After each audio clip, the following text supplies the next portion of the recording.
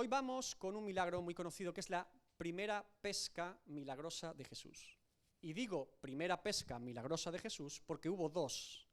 Encontramos la primera al principio de su ministerio en el Evangelio de Lucas y encontramos la segunda al final de su ministerio después de resucitado en Juan 21. Así que hay dos pescas milagrosas de Jesús y las dos son muy importantes en su ministerio.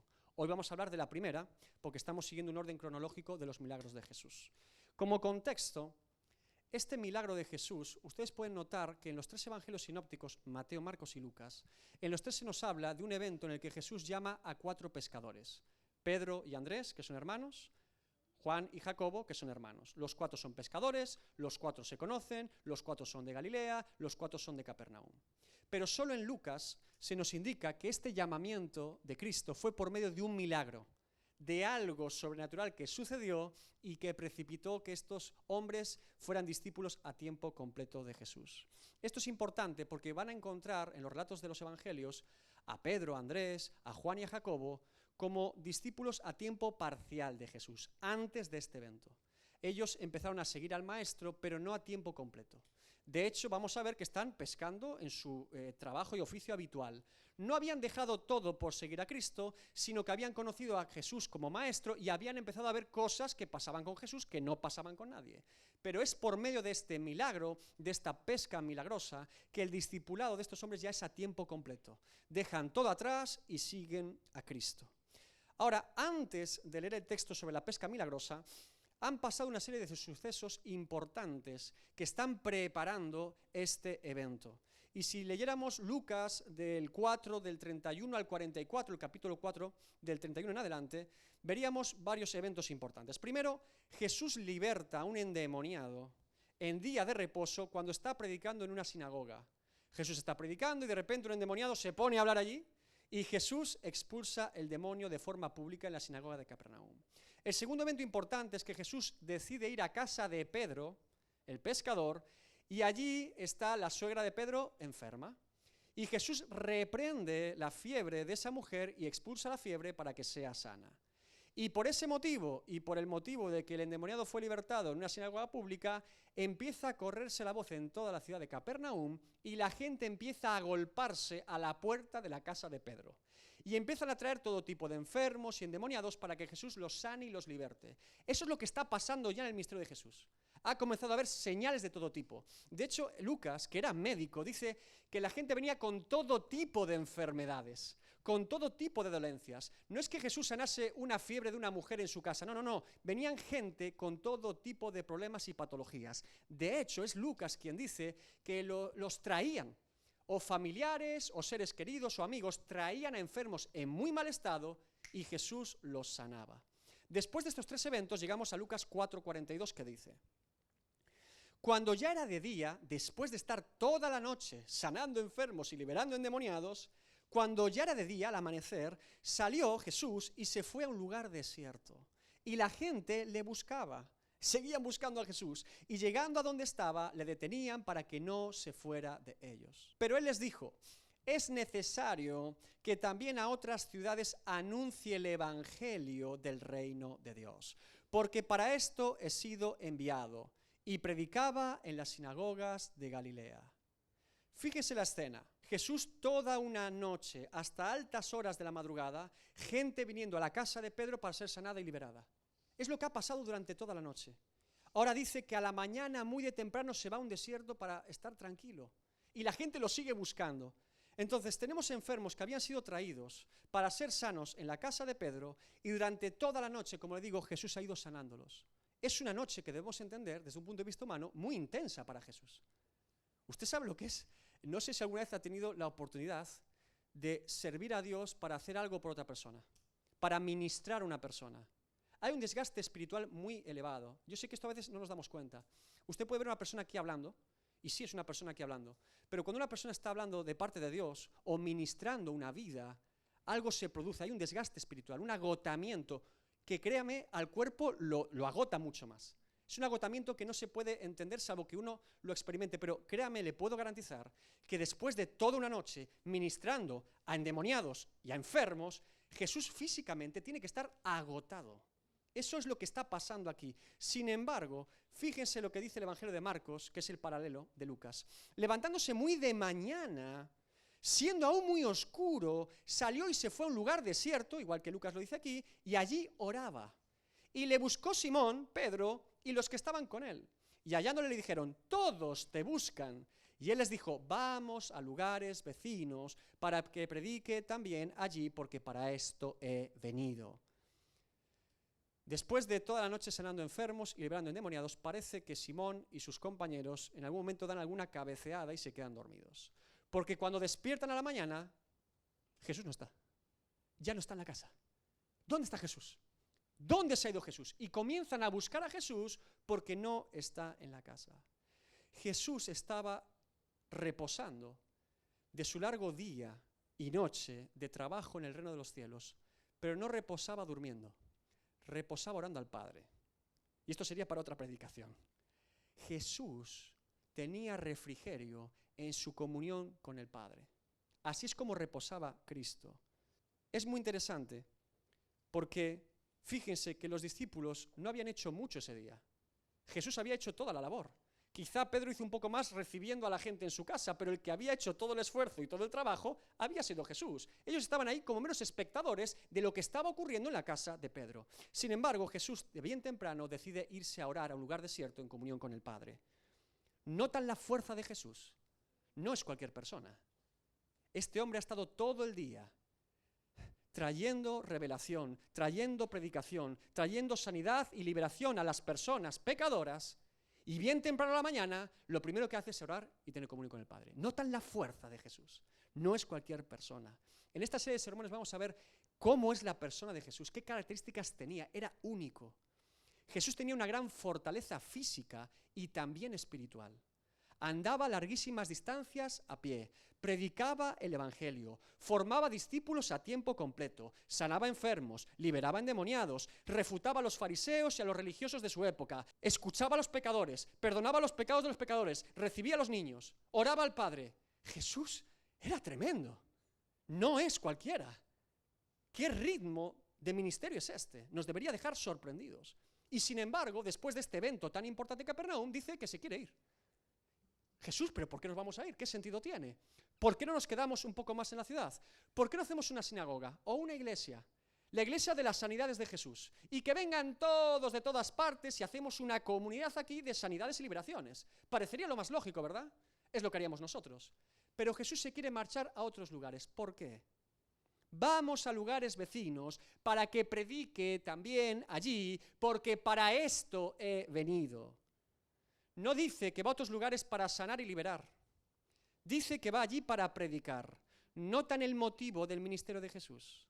Predicar el Evangelio. Eso es lo que ha venido a hacer.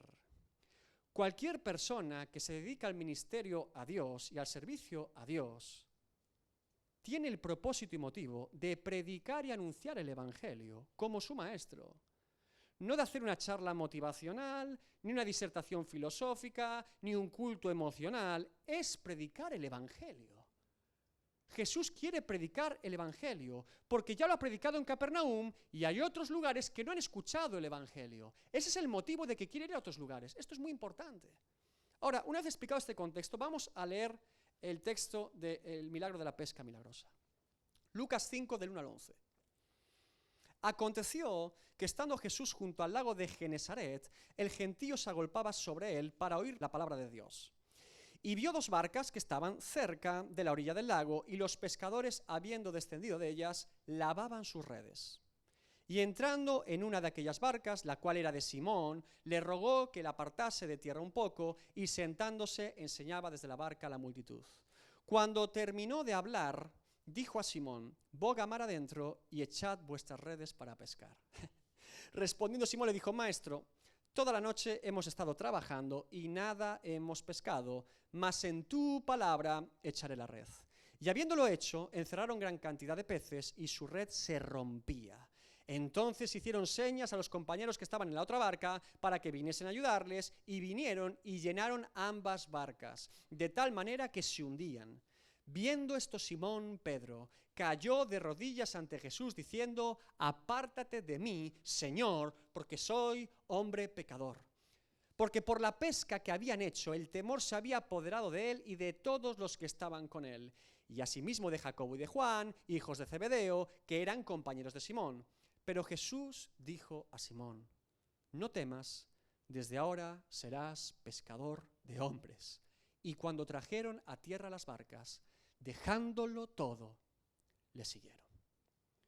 Primera sección. Aconteció que estando Jesús junto al lago de Genesaret.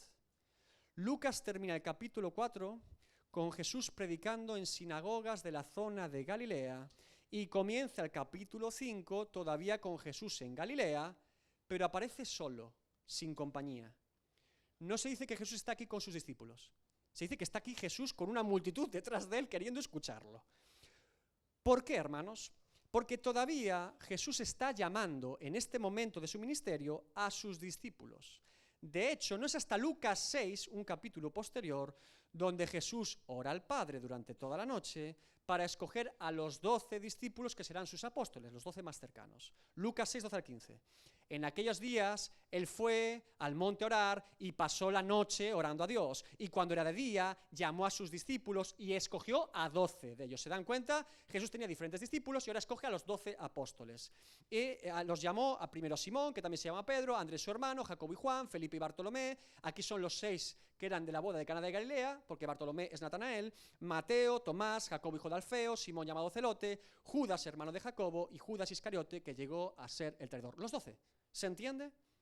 Por lo que es natural ver en el texto que estos hombres siguen pescando, porque todavía no han sido llamados como los 12 de Jesús. Eso pasa después.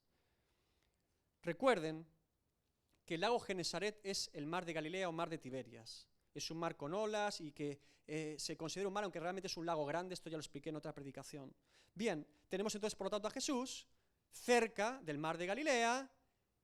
Y dice la siguiente sección: el gentío, las personas, se agolpaba sobre él para oír la palabra de Dios. Y vio 2 barcas que estaban cerca de la orilla del lago, y los pescadores, habiendo descendido de ellas, lavaban sus redes. Acababan de terminar la faena. Es interesante porque la gente se está agolpando no por sanidades, no por liberaciones, sino para oír ¿qué? La palabra de Dios. Me temo que Jesús está haciendo muy bien su ministerio, porque la gente va a buscarlo para oír la palabra de Dios. La gente tiene hambre de escuchar la palabra de Dios. Qué interesante, ¿verdad? Porque en este contexto del momento de la historia del pueblo judío, se supone que los fariseos, los saduceos, los escribas y los doctos de la ley anunciaban la palabra de Dios. Sin embargo, hay gente que va a escuchar a Jesús porque entienden que es el único que habla la palabra de Dios. Esto es muy importante, hermanos. Los fariseos predicaban sobre la ley y los profetas, se las sabían de memoria, pero no predicaban al Dios de la ley y los profetas. Es que no es lo mismo. Se puede anunciar una religión, una norma moral, una norma ética. Incluso por medio de la Biblia podríamos anunciar una forma de vida cristiana, pero eso no es comunicar la palabra de Dios. La palabra de Dios debe ser comunicada hablando del Dios de la palabra. Se habla la palabra de Dios cuando la persona conoce más a Dios por medio de su palabra. ¿Me está entendiendo? Si usted se va con mayor conocimiento de Dios, habré comunicado la palabra de Dios. Si usted se va con un conocimiento más de mí, o de una iglesia, o de una religión, usted no ha escuchado la palabra de Dios. O yo no la he comunicado. Por eso la gente se acerca a Jesús y huye de los religiosos. Porque los religiosos hablaban de un Dios, pero no comunicaban acerca de Dios. Ante tanta multitud queriendo escuchar a Jesús, Jesús tiene una gran idea. Ve 2 barcas junto a la playa que acaban de terminar la faena del día y unos pescadores que ya estaban allí liberando las redes, limpiándolas. Llegamos a la tercera sección. Y entrando en una de aquellas barcas, la cual era de Simón, le rogó que la apartase de tierra un poco, y sentándose enseñaba desde la barca a la multitud. Esta sección para mí es muy confusa, me impresiona mucho. El propietario de una de las barcas, de esas 2 que había allí, era Pedro. ¿Qué hace Pedro aquí? Pedro ya había visto el milagro de las bodas de Caná de Galilea, el agua en vino. Pedro ya había visto un endemoniado ser liberado en la sinagoga de Capernaum. Pedro ya había visto la fiebre de su suegra ser sanada por Cristo. Y Pedro ya había visto a un montón de enfermos y endemoniados liberados en su casa y sanados en su casa. Tenía un testimonio evidente y presencial del poder de Dios en Cristo. Tenía evidencias de cómo Dios estaba con Jesús. Las señales acompañaban a Jesús y Pedro había sido testigo de ellas. Sin embargo, como le digo, el relato me deja sorprendido, porque a pesar de todo eso, vemos aquí a Jesús que seguía predicando y a Pedro que seguía pescando. No había producido ningún cambio en Pedro todavía. Si yo viese un milagro, una sanidad, si yo viese el poder de Dios, seguiría a Jesús, decimos muchas veces, ¿verdad? ¿Cuántas personas piensan eso? Si yo viese. Bueno, podemos comprobar en el Evangelio que una cosa no siempre implica la otra, ¿verdad? Porque Jesús predicaba, sanaba, libertaba delante de Pedro, pero Pedro seguía pescando en su barca. ¿Se dan cuenta? Ahora dice, el texto es tremendo, dice, Jesús le rogó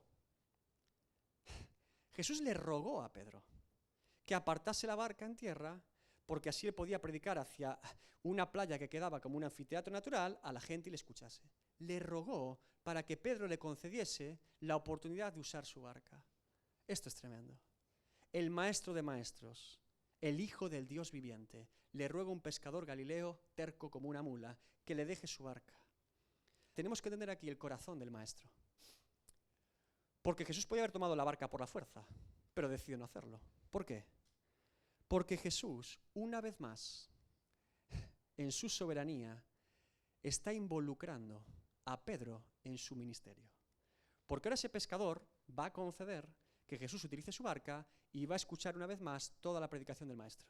Ya está involucrado allí, ya está en la escena. Jesús ha involucrado a Pedro en lo que está pasando. Jesús va a llamar a Pedro. Jesús va a salvar a Pedro. Jesús va a comisionar a Pedro como apóstol. Jesús va a darle poder, unción y llenura de su Espíritu Santo a este pescador galileo terco como una mula, porque cuando Dios quiere hacer algo, lo hace. Y este pescador no tiene ni idea, pero Cristo sí. Lo interesante aquí es cómo Jesús hace lo que hace y lo intencional que ha sido con Pedro en todo momento. Porque de todas las casas de Capernaum en las que Jesús querría reposar, decide la de Pedro y sanar a su suegra. Y decide en esa casa sanar un montón de personas y liberar endemoniados. Y ahora de todas las playas de Capernaum, que son unas cuantas, decide pararse allí para predicar en esa playa. Y de todas las barcas posibles que había allí, se acerca a dos y de las dos escoge la barca de Pedro. Es intencional Jesús, tiene un propósito especial para Pedro. Ahora tenemos a Pedro involucrado de forma accidental desde su punto de vista en lo que está pasando, pero de forma providencial de parte de Dios, porque Cristo lo ha llevado hasta ese punto. Ahora ese pescador galileo va a tomar su barca y la va a disponer a cierta distancia para que Jesús predique a la multitud. Cristo es único, es maravilloso, hermanos, es audaz, es sabio, es inteligente. Y además, viendo que la multitud tiene dificultad para escucharlo, busca una solución natural, que es predicar sentado desde una barca y que la gente escuche su predicación. Cuarta sección. Cuando terminó de hablar, dijo a Simón: boga mar adentro y echad vuestras redes para pescar. Jesús ha terminado de predicar a la multitud, pero Jesús no ha terminado todavía de predicar a Pedro. ¿Se dan cuenta? Terminó de predicar a la multitud, pero a Pedro todavía no. Jesús sigue todavía en esa barca, no se ha bajado de ella. Y supongo que Pedro, después de terminar la predicación, diría: bueno, ya está, ya terminó. Se irá a otro lugar, se irá a descansar. Ya acabó la predicación. Sin embargo, esta escena nos lleva al punto contrario. Jesús le da la vuelta. Es Jesús quien le dice a Pedro: súbete a la barca y vamos a pescar. Vente conmigo, vamos a pescar. Tenemos aquí una situación totalmente rocambolesca o particular, porque es un carpintero de Nazaret el que le dice a un pescador de Galilea cuándo tiene que ir a pescar. Es evidente, además, que Pedro es el líder de ese grupo de pescadores, porque cuando Jesús le pide que lo acompañe a pescar, se da por hecho que los compañeros de Pedro van a seguir a Pedro. Es el líder de ellos. Por eso Jesús apunta a Pedro, porque también quiere involucrar al resto de los discípulos que va a llamar. Respondiendo Simón le dijo: Maestro, toda la noche hemos estado trabajando y nada hemos pescado, mas en tu palabra echaré la red. Noten que Pedro llama a Jesús maestro. Así es como comienza la conversación, lo llama maestro. Pedro contraargumenta como experto pescador del mar de Galilea a Jesús. Pedro tiene dos objeciones a lo que le ha pedido Jesús. Vamos a pescar. Pedro tiene dos objeciones. La primera es que le dice que ya habían intentado recientemente pescar y no habían obtenido ningún tipo de pesca. Y la segunda le dice que habían pescado por la noche o intentado pescar por la noche. Esto es muy interesante porque la pesca se hacía por la noche. Pedro habla desde un punto de vista humano. La duda es razonable, usted lo sabía. Porque razonamos, tenemos dudas. Si no tuviéramos ningún tipo de razón, no tendríamos dudas. Pero la razón duda. Estoy seguro de que si se hubiese hecho una asamblea de pescadores de Galilea de la época, todos allí reunidos, todos dirían que el pescador Pedro tiene razón y que el carpintero Jesús no tiene ni idea de pesca, ¿verdad? Tiene todo el sentido del mundo lo que está diciendo Pedro. Pero aquí está el punto. Pedro no se queda solamente con la duda. Pedro no se queda aprisionado por su razón, ni por su intelecto, ni por su trayectoria, ni por su experiencia como pescador. Él sigue reflexionando un poco más. Ahora, en lugar de pensar en lo que se le ha pedido, comienza a pensar en quién se lo ha pedido. Ya no se trata de lo que Cristo ha pedido, sino de que es Cristo quien lo ha pedido. Así es como funciona la fe, hermanos. La fe es en Dios. Esto es algo que ha hecho mucho daño y confusión al pueblo evangélico, todavía hoy pasa. Todo tipo de exceso y confusión. Declárelo, confiéselo y se cumplirá. ¿Nunca he escuchado esto? ¿Solo yo? La fe en la fe. No la fe en Dios, no. La fe en lo que creo. Si lo creo, se cumplirá porque lo creo. La fe en decir unas palabras, en declarar un versículo particular. ¿Esto qué es? ¿Quién ha enseñado esta cosa? ¿De dónde salen estas cosas? De la palabra no. Creer que lo que creo se cumplirá porque lo creo. Eso no es fe en Dios. Eso es fe en uno mismo. Y después pasa lo que pasa, claro. Que se escribirían millones de libros almacenados en bibliotecas de todas las declaraciones y confesiones de personas diciendo que se cumplía algo que jamás se cumplió, evidentemente. Lo que hace que algo suceda es que Dios lo decrete y lo declare, no usted ni yo.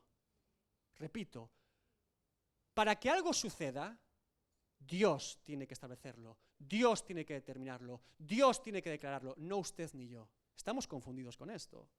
Le garantizo que ninguna declaración humana tiene poder por mucho que se repita como un loro o como una fórmula especial. Las palabras no tienen poder por el mero hecho de ser pronunciadas. Las palabras tienen poder en función de bajo qué autoridad están siendo proclamadas. La fe no es una presunción. La fe ve lo que Dios ha determinado que va a pasar. Se anticipa a lo que Dios ya ha dicho. Así funciona la fe verdadera. Porque si uno sabe lo que Dios ha dicho, sabe que se cumplirá, evidentemente. Si Dios lo ha dicho, se va a cumplir.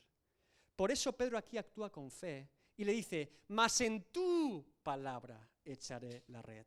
No en mi palabra, no en mi razón, no en una forma declarada o confesada particular. En tu palabra echaré la red. Tú has dicho que eche la red, Señor, yo echaré la red entonces. La fe escucha la voz de Dios y al escuchar lo que Dios ha dicho, obedece y cree en lo que Dios ha dicho. Así es como funciona la fe. Dios lo ha dicho, se va a cumplir. Dios no lo ha dicho, no esperes que se cumpla. No pensemos además que Pedro tiene una fe espontánea aquí. Pedro no de repente tiene, pues mira cómo cree Pedro, qué tremendo Pedro. No. Recordemos el contexto que ha vivido Pedro. Pedro ya había visto y oído que Jesús le dijo a los camareros: poned agua y llevarlo al maestresala, y por esa declaración ahora esa agua se convertía en vino. Pedro había visto cómo Jesús, por el poder de lo que había dicho, un demonio salió de una persona, cuando dijo: sal y vete de aquí. Pedro había visto en su propia casa cómo Jesús habla una fiebre y la persona queda sana. Todo lo vivido con Jesús permite a Pedro estar en este punto de fe. La asociación para Pedro es evidente. Bueno, si todo lo que dice Jesús se cumple, y ahora me dice que eche la red, lo razonable será que eche la red, ¿verdad? Y que puede ser posible. No, lo ha dicho él, no yo, lo ha dicho él. Ese es el punto de la fe, creerle a Dios, no a nosotros. Sexta sección. Y habiéndolo hecho, no solamente dijo que lo haría, habiéndolo hecho, lo hizo. Encerraron gran cantidad de peces y su red se rompía. Entonces hicieron señas a los compañeros que estaban en la otra barca para que viniesen a ayudarles, y vinieron y llenaron ambas barcas de tal manera que se hundían. Y aquí está el milagro.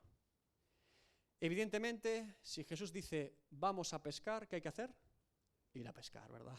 Creo que es lo más lógico. El milagro de Jesús, una vez más, es monumental, es tremendo. Quiero aclarar aquí, en cómo funciona este milagro en particular, que no solamente se manifiesta aquí la omnisciencia de Jesús, sino la omnipotencia de Jesús. Jesús no solamente dice, vamos a este lugar de aquí, del mar, porque aquí hay peces. Eso sería tener omnisciencia, saber dónde están los peces. No. Aquí está pasando algo más profundo todavía. Aquí está ocurriendo no una pesca, sino una pesca milagrosa. La omnipotencia de Cristo, por medio de este milagro, está provocando que los peces, literalmente, se tiren a las redes. No es que simplemente se pesquen unos pocos peces y porque la noche no se había pescado, sino que las redes se comienzan a romper. No es una pesca fortuita, es una pesca milagrosa. Los peces se lanzan a las redes, se tiran a ellas y no paran de llegar y más y más y más peces. Tienen que pedir la ayuda de otra barca para poder subir los peces a ambas barcas y las llenan. Si hubiese habido 4 barcas hubiesen sido llenas de 2 peces. Si hubiese habido 100 barcas hubiesen sido llenadas de peces. Si allí estuviese el Titanic hubiese sido lleno de peces. La pesca milagrosa de Cristo. Esta es la muestra y demostración del poder creativo y multiplicador de Cristo. Séptima sección. Viendo esto, Simón Pedro cayó de rodillas ante Jesús diciendo, apártate de mí, Señor, porque soy hombre pecador. Porque por la pesca que habían hecho, el temor se había apoderado de él y de todos los que estaban con él, y asimismo de Jacobo y Juan, hijos de Zebedeo, que eran compañeros de Simón. Esta es la clave del texto. Y también del milagro de Jesús, el porqué. Esta declaración de Pedro es lo que todavía no había pasado en su vida hasta ese momento. ¿Se dan cuenta? Pedro había visto más milagros, pero no había ocurrido lo mismo que con este milagro. Hasta este punto, Pedro no había tenido convicción de pecado todavía, pero ahora sí que la está teniendo. Ahora, por primera vez, está comenzando a entender en profundidad delante de quién está, y todo cambia para Pedro. No es suficiente con reconocer a Cristo como un sanador, o un profeta, o un predicador, o un libertador. No es suficiente. De lo que se trata es de reconocer a Cristo como Señor y Salvador. Eso es lo que es necesario. Eso es lo que marca la diferencia. Cuando el ángel anuncia a los pastores de Belén que ha nacido el Hijo de Dios, no anuncia que ha venido ni un profeta, ni un predicador, ni un sanador, ni un libertador. Fíjese lo que anuncia de ese niño. Vamos a Lucas 2, del 8 al 11. Había pastores en la misma región que velaban y guardaban las vigilias de la noche sobre su rebaño. Y he aquí, se les presentó un ángel del Señor, y la gloria del Señor los rodeó de resplandor. Y tuvieron gran temor. Pero el ángel les dijo, no temáis, porque aquí os doy nuevas de gran gozo, que será para todo el pueblo, que os ha nacido hoy en la ciudad de David un Salvador, que es Cristo el Señor. Un Salvador, que es Cristo el Señor. Un Salvador, que es Cristo el Señor. En cualquier otro término, para acercarnos a Jesús es insuficiente para ser salvos. Hay que acercarse como Señor y Salvador. Por eso, este pescador galileo impetuoso llamado Simón, Pedro, ante el señorío de Cristo, cae de rodillas. Se precipita de rodillas. Y no piensen que simplemente es un acto externo de Pedro o emocional. No. Tenga por seguro que Pedro cae de rodillas porque le están temblando las piernas ante Cristo, eso no lo tengo en duda. Pero créame que ese hombre cae de rodillas delante de Cristo porque lo que le tiembla más fuerte que sus piernas es su propio corazón. Y por eso se cae, no puede quedarse en pie, se dobla las rodillas. Ante el Señor, toda rodilla se dobla. Y Pedro cae postrado reconociendo a Jesucristo como Señor. De hecho, comenzó llamándole maestro, pero aquí dice, apártate de mí, Señor, porque soy hombre pecador. Pedro ya no lo llama maestro, lo llama curio, Señor. Algo ha cambiado en Pedro. Cuando Pedro le dice, apártate de mí en esa barca, no se debe entender que Pedro está diciendo a Jesús que se vaya. Pedro no quiere que Jesús se vaya a ningún sitio. Lo que está diciendo Pedro, lo que está confesando Pedro, es que él no es digno de Jesús. Ante quien está Pedro, en esa barca, no se siente digno de estar allí con él. Pedro entiende por primera vez que es un pecador delante del Santo Hijo de Dios. Y se abruma y cae de rodillas. Así es como se produce una verdadera conversión. El pecador se confiesa indigno de Cristo. ¿Usted sabía esto? No apto para el reino de los cielos. Cuando escuchamos el Evangelio y el Espíritu Santo obra por medio del Evangelio en nuestras vidas y trae convicción de pecado, nos sentimos indignos de Dios, indignos de Cristo, lejos de su voluntad, lejos de su designio y, por supuesto, destituidos de la gloria de Dios. La confesión verdadera de Jesucristo como Señor no es decir, yo quiero ir al cielo, yo quiero ser cristiano. Eso es un evangelio vacío, hueco. Recibe a Jesús en tu corazón, déjale entrar a tu vida, como si nosotros fuésemos el Señor y Jesús el que está como un vendedor a nuestra puerta llamando, ¿verdad? ¿Te apetece hoy ser salvo o estarás ocupado con otra cosa? ¿Tienes cosas más importantes que hacer? Quizá mañana te llamo para que seas salvo. Eso es un evangelio hueco, no es el evangelio de las Escrituras. Nadie jamás confesó a Jesús como su Señor en esos términos. La confesión verdadera de Jesucristo como Señor es reconocer, yo, el pecador, que yo no merezco el cielo. No es que quiera ir, es que no lo merezco, que no es para mí, que yo no puedo ni siquiera acercarme a Jesús, porque Él querría acercarse a mí tal y como soy yo. Es una desesperación, una angustia, una convicción, contrición y confesión del pecador ante el único que puede salvarlo. El gozo viene después del lamento.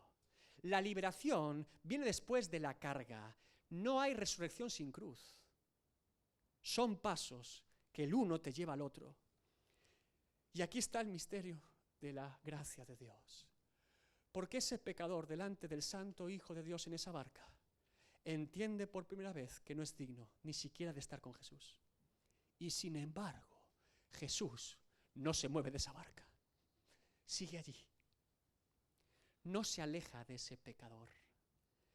Jesús ha venido a buscar a ese pecador. Ha sido Jesús quien lo ha llamado. Es Jesús quien llama al pecador. Pedro está en esa barca porque Cristo lo ha puesto en esa barca. Todo el proceso de conversión de Pedro es por pura gracia de Dios. Pedro está en esa barca, pescando a mediodía, no porque él haya querido. Bueno, David, no seas tan exagerado. De hecho, está allí porque sí lo ha hecho, ha querido. Sí, claro, Pedro está allí, sí. No diría que está allí en contra de su voluntad, pero sí afirmo que la voluntad de Pedro ha sido transformada por Jesús para que esté allí de rodillas confesándolo como Señor. Eso sí lo digo. Pedro ha sido convencido, persuadido y sorprendido por Jesús. Cristo ha roto todas sus barreras y argumentos. Todas y cada una de ellas. Y allí está Pedro en su propia barca de rodillas. ¿Crees que estaba en los planes de Pedro esa mañana, cuando venía cansado de pescar, volver a salir a pescar con Jesús? ¿Es lo que tenía planificado Pedro? No, Cristo sí, pero Pedro no. ¿Crees que Pedro pensaba ese día, después de estar cansado y agotado y frustrado de no pescar, que acabaría de rodillas confesando a Jesús como Señor? No tenía ni idea. ¿Crees que Pedro ese día pensaba que sería el primer día de ser una nueva criatura en Cristo? No lo sabía. Aquí, hermanos, tenemos que entender cómo funciona el Evangelio. Es Cristo quien sale a nuestro encuentro. Es Cristo quien nos busca y nos llama, no nosotros a Él. Porque el Hijo del Hombre vino a buscar y a salvar lo que se había perdido. Y no solo a Pedro. Los compañeros de Pedro están exactamente igual que Pedro. Escúcheme bien, lo que marca la diferencia en una conversión no es ver un milagro. ¿Me oyó? Pedro ya había visto milagros y no se había convertido, no había nacido de nuevo. La sorpresa y el asombro del Evangelio son importantes, pero eso no es el cambio en la vida. Lo que aquí está ocurriendo por primera vez en Pedro no es el asombro de que Jesús haga milagros, no es el asombro de que Jesús predique muy bien y que predique con autoridad. Lo que está pasando aquí por primera vez en Pedro y en estos hombres es que tienen temor, tienen miedo. Lo primero que se produce en un verdadero encuentro con Cristo no es el amor, es el temor. ¿Usted sabía esto? Si tú no has tenido temor de Dios, no has comprendido todavía el amor de Dios. Déjame que te lo diga de parte de Dios en esta mañana. Si tú no has tenido temor de Dios, tú no has comprendido todavía el amor de Dios. Dicho de otra manera, para comprender la obra de Cristo en la cruz, debo primero comprender por qué Cristo murió en esa cruz. Por eso, el Espíritu Santo convence de pecado, de justicia y de juicio, no de amor. Eso viene después. La obra del Espíritu Santo por medio de la palabra y del Evangelio es convicción de pecado, de justicia y de juicio. Y cuando viene la convicción de pecado al pecador, créeme, tenemos mucho miedo y mucho temor. Pedro está abrumado en esa barca, está colapsando, está entendiendo quién es él y quién es Cristo. Y está muerto de miedo, porque ahora entiende quién es él y quién es Cristo. Está delante de aquel que es digno de juzgar su vida por la eternidad. Está delante de Dios y por eso tiene temor. Hebreos 12, 28 al 29. Así que recibiendo nosotros un reino inconmovible, tengamos gratitud y mediante ella sirvamos a Dios agradándole con temor y reverencia, porque nuestro Dios es fuego consumidor. Octava sección, pero Jesús dijo a Simón, no temas. Desde ahora serás pescador de hombres. Y cuando trajeron a tierra las barcas, dejándolo todo, le siguieron. Este pero de el Evangelio de Lucas lo cambia todo, ¿verdad? Aquí está el Señor en la barca, pero también está el Salvador. Allí está el Señor, pero también está el Salvador. Jesús es Señor y Jesús es Salvador.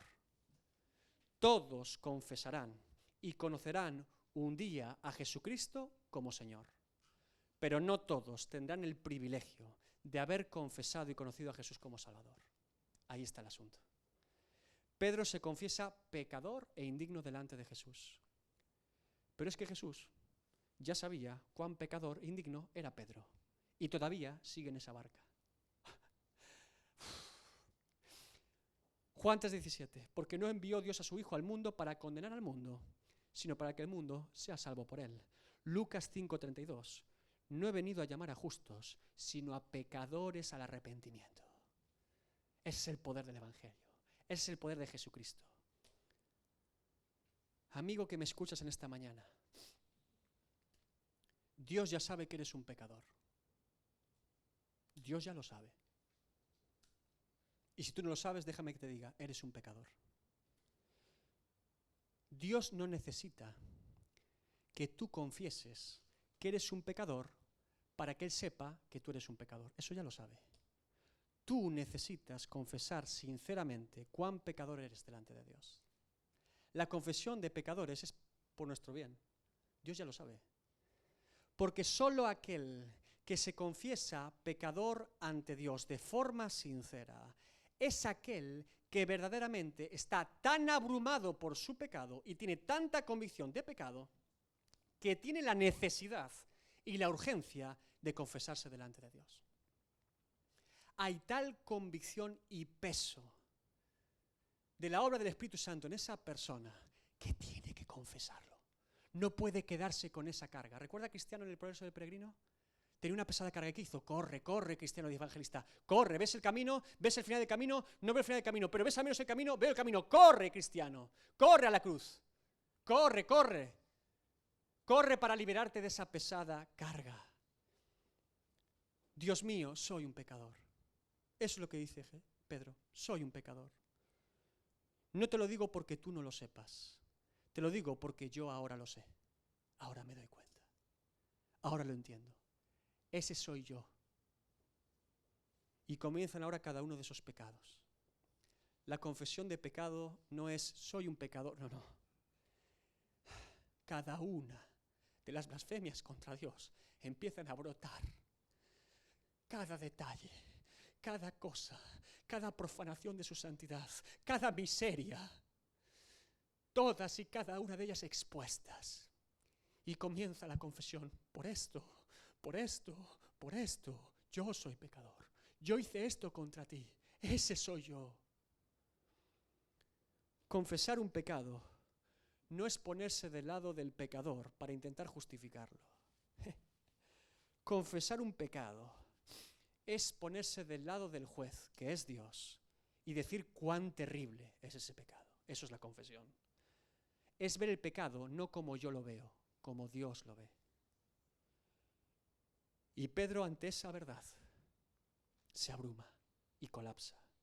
Y Jesús, ante esa confesión, muestra su compasión para con el pecador y para con el resto de sus amigos pecadores.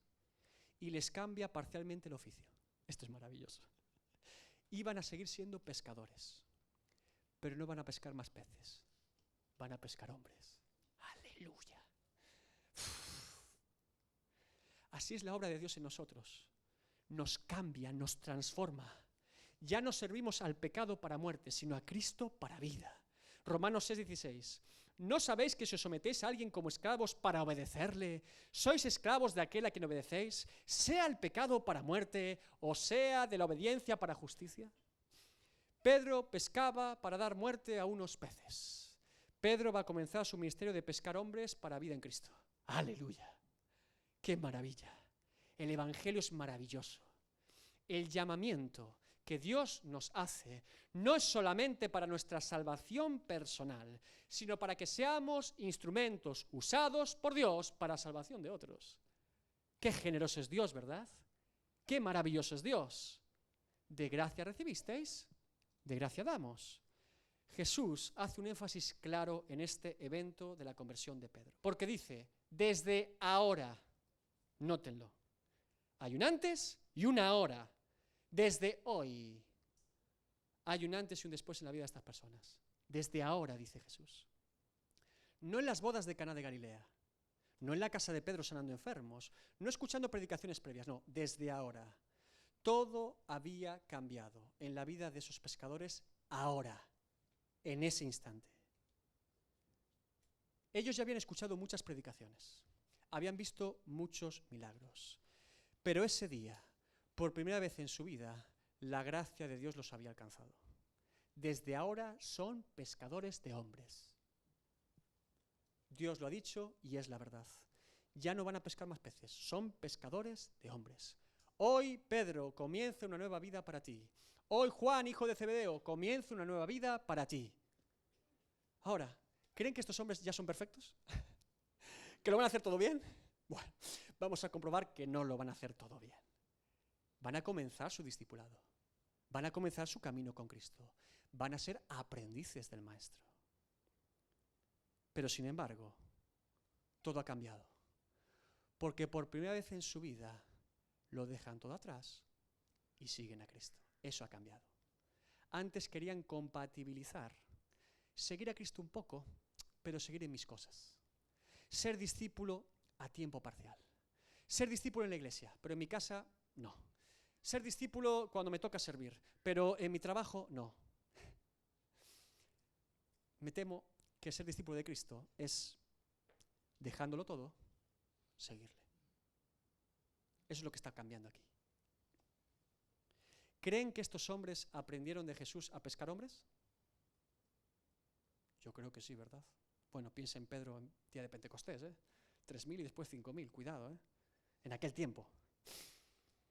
Yo creo que sí, claro que sí, aprendieron a pescar hombres.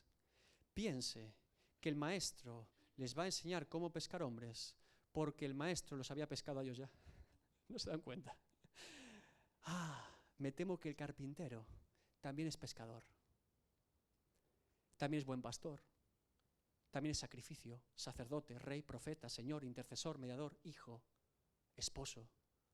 El carpintero nos va a sorprender, Aplicación de este milagro.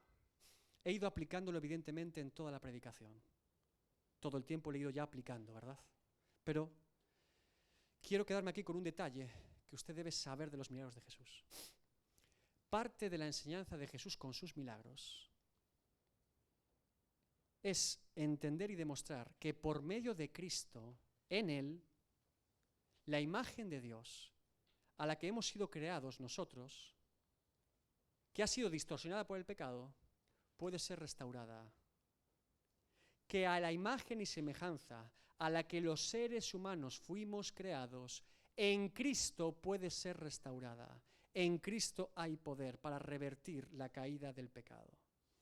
La pesca milagrosa de Jesús no solamente su encuentro con Pedro, como hizo con Pablo camino a Damasco, evidentemente sí, pero aquí hay algo más, hay una enseñanza más profunda también. Hay un principio del reino de los cielos que debemos entender hoy. Quiero que vayamos a Génesis, antes del pecado, antes de la caída del hombre, y fíjense en este detalle. Vamos a ver cómo el ser humano había sido creado a la imagen y semejanza de Dios, y Dios lo había dotado de gobierno y de señorío sobre todo lo creado. Génesis 1, 26 al 28. Dice, entonces dijo Dios, Dios lo establece, Dios lo decreta. Hagamos al hombre a nuestra imagen conforme a nuestra semejanza y señoree, subraye señoree, tenga señorío, ¿en lo qué? Lo primero que tiene aquí, en los peces del mar, en las aves de los cielos, en las bestias, en toda la tierra y en todo animal que se arrastra sobre la tierra. Y creó Dios al hombre a su imagen, y a imagen de Dios lo creó, varón y hembra los creó, y los bendijo Dios y le dijo, fructificad, orden, y multiplicaos, orden, llenad la tierra, orden, y sojuzgadla, orden, y señoread, orden, en los peces del mar, en las aves de los cielos, y en todas las bestias que se mueven sobre la tierra.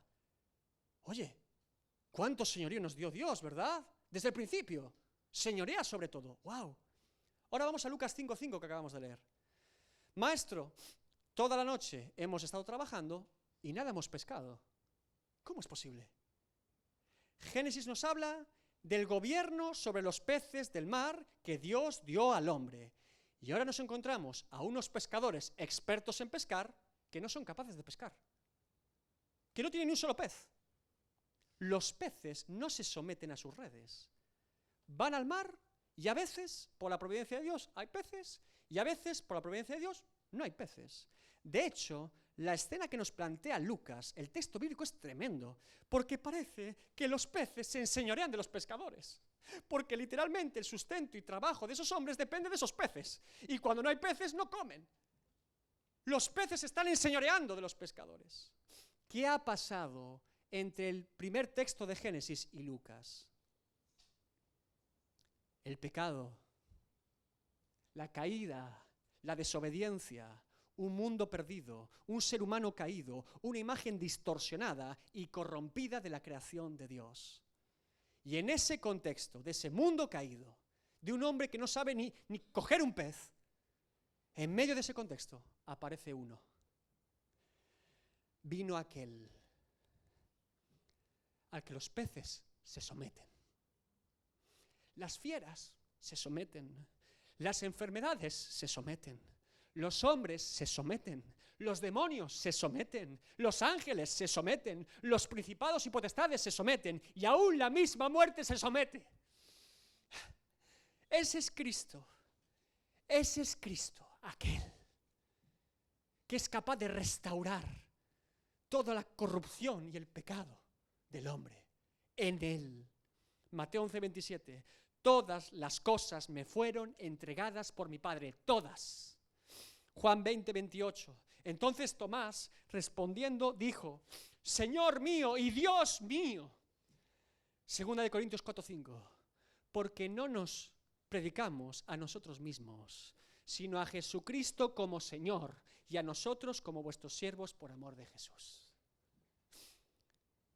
¿Qué le quiero decir con esto, amigo hermano? En primer lugar, demostrarle cómo el pecado ha deteriorado y corrompido todo, incluida nuestra relación con Dios y también nuestra relación con todo lo creado.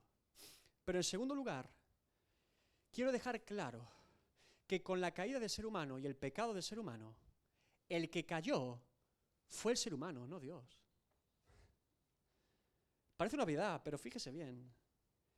Dios no perdió ni su reino, ni su señorío, ni su soberanía sobre todos y todo por la caída del hombre. Estamos equivocados. Fuimos nosotros los que perdimos los beneficios y el señorío que Dios nos había dado. Nosotros lo perdimos. Dios no perdió nada. Dios no es menos Dios después de que el ser humano pecase. El ser humano es menos ser humano después de haber pecado. Por eso, los seres humanos ante Dios no exigimos nada. Rogamos a Dios por su gracia y por su misericordia. No venimos en términos de exigir nada a Dios, sino de clamar por gracia y misericordia. No vemos aquí a Pedro reclamando nada a Jesús. Vemos a Pedro reconociéndose pecador delante de Jesús y pidiendo por misericordia. Somos nosotros los que nos hemos alejado y desviado de Dios. Y aquí está el punto. Alejados e indignos de Dios, aún así Dios se acerca a nosotros. La insondable gracia de Dios. Y cuando Dios se acerca a nosotros, ¿cómo responderemos a su llamamiento? ¿Con orgullo? ¿Con prepotencia? ¿Reclamándole algo? ¿Reprochándole algo? ¿Por qué me hiciste así? ¿Por qué tuve la vida que tuve? No lo hagas. No lo hagas. Santiago 4:6. Pero Él da mayor gracia. Por esto dice, Dios resiste a los soberbios y da gracia a los humildes. Nosotros no nos merecemos nada. Déjeme que se lo diga en este contexto del mundo actual. Usted y yo no nos merecemos nada. Los hombres creamos los derechos humanos y estas cosas, ¿verdad? Los derechos, ¿eh? En este país, por ejemplo, hay derecho a la vivienda. ¿Usted lo sabía? Es un derecho constitucional. Luego no se cumple, pero es un derecho. Reclamamos el derecho de la vivienda, ¿eh? Digna, ¿eh? Así hacemos los hombres. Tengo derechos, tengo derechos. No tenemos ningún derecho. Lo perdimos todo. Lo entregamos.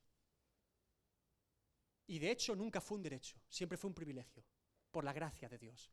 Derechos no tenemos ninguno. No merecemos nada. Lo siento. Déjeme que se lo diga por su propio bien. Le ayudará toda la vida. No merecemos nada. Nosotros no tenemos derecho para acceder a la presencia de Dios por nosotros mismos. No tenemos derecho. Nunca fue un derecho. Fue un privilegio que Dios nos concedió y nosotros lo desaprovechamos. Nos alejamos. No somos dignos, ni tenemos derecho de relacionarnos con Dios por nosotros mismos. Es en Cristo que podemos relacionarnos con Dios. En Cristo. Segunda de Corintios 5:17. De modo que si alguno está en Cristo, nueva criatura es. Las cosas viejas pasaron y aquí todas son hechas nuevas. Si no está en Cristo, nada pasó. Colosenses 2:10. En Cristo ustedes están completos y no necesitan nada más, pues Él es la cabeza de todos los gobernantes y poderes. Filipenses 3 del 8 al 9. Y ciertamente aún estimo todas las cosas como pérdida por la excelencia del conocimiento de Cristo Jesús mi Señor, por el amor del cual lo he perdido todo y lo tengo por basura, por ganar a Cristo y ser hallado en Él. Juan 16:33. Estas cosas yo os he hablado para que en mí tengáis paz. En el mundo tendréis aflicción, pero confiad, yo he vencido al mundo. Juan 15:4. Permaneced en mí y yo en vosotros. Como el pámpano no puede llevar fruto por sí mismo, si no permanece en la vid, así tampoco vosotros, si no permaneciereis en mí. En Él. en sus méritos, en su santidad, en su sacrificio, en su gracia, en su bondad, en su justicia, en su fuerza, en su autoridad. Es en Él, en Él, en Él, en Él. Por eso, siempre que oramos al Padre, oramos en el nombre de Jesús. Eso no es una mera fórmula religiosa. Eso no es una frase final de una oración pomposa para que quede elegante. Eso es doctrina, es teología, es en Cristo. Cuando oramos en el nombre de Jesús, estamos diciendo a Dios que no nos presentamos en nuestros propios términos, ni tampoco en nuestros propios méritos. ¿Por qué Dios tendría que escucharme a mí en mis méritos? ¿Quiénes somos nuestros pecadores? Cuando oramos en el nombre de Jesús, nos presentamos delante del trono de la gracia en Cristo, reconociendo que tenemos acceso a Dios por Cristo y en Cristo. Hermanos, se trata de Él. Se trata de Él. Cuando yo oro en el nombre de Cristo, cuando yo me presento delante de Dios en el nombre de Jesús, me presento en los méritos de Cristo. Nunca se trató de ti, ni tampoco de mí. Se trata de Él. Puedes estar toda la vida pescando en tu barca o no pescando. Todo cambia cuando Cristo está en esa barca. Ahí está la diferencia. Quizás algún día pesques algo en tus fuerzas y dirás, mira, qué bien pesqué. Es en Él. Se trata de Él. Se trata de Él. Quizás hoy el Maestro y Señor se ha acercado a la barca de alguno aquí. Espero que sí. ¿Qué harás entonces? Deja de pescar peces y comienza a pescar hombres. Deja de pescar cosas y sirve a Dios para su gloria. El carpintero un día me pescó. Solo ruego que el Señor, hoy por su gracia, te pesque a ti también y a un montón de peces para que las redes se quiebren. Él es poderoso y su gracia es grande. El Evangelio se trata de Él. La vida cristiana se trata de Él. Y muchas veces caemos en el error de intentar hacerlo a nuestra manera o creer que somos capaces. No lo somos. Te saldrá una vez bien y 100 mal. Y te frustrarás y dirás, es que Dios no me ama, es que Dios no me entiende, es que ¿por qué hago esto? Deja de acudir a tus obras y acude a la gracia. Es Él, en Él. ¿En quién estás? ¿En un partido político? ¿En una iglesia? ¿Una religión particular? ¿Eres evangélico? ¡Wow! Cuando acudamos delante del juicio de Dios, no nos van a preguntar de qué denominación éramos, ni de qué iglesia. No nos van a preguntar nuestra profesión. Oye, ¿eres banquero? ¿Eres pescador? Nos van a preguntar en quién estamos. La única respuesta correcta es en Cristo. Las demás respuestas, o en Cristo o en nada. La casa se edifica en la roca o se la lleva el viento. Que nos sirva este milagro de Jesús, el carpintero en esa barca, para entender el corazón del Evangelio. Pero es que, hermanos, claro que esto nos produce... el Evangelio es fuerte, ¿verdad? Es fuerte, ¿verdad? Es fuerte. Pero acude a la gracia. Jesús no se movió de esa barca. Es que Él se quedó en la barca. Permíteme que le robe 5 minutos más de su tiempo un domingo, que es el día del Señor. Como si tuviera que justificarlo, pero bueno. Permítame que le robe 5 minutos más para que usted lo medite de verdad. Jesús sigue aquí. El pescador estaba postrado y el carpintero allí de pie, pero seguía allí. Él no se dio a ningún sitio. Acudamos a Él. Pidámosle a Él. confesémonos indignos, incapaces, para que Él sea capaz de cambiarnos.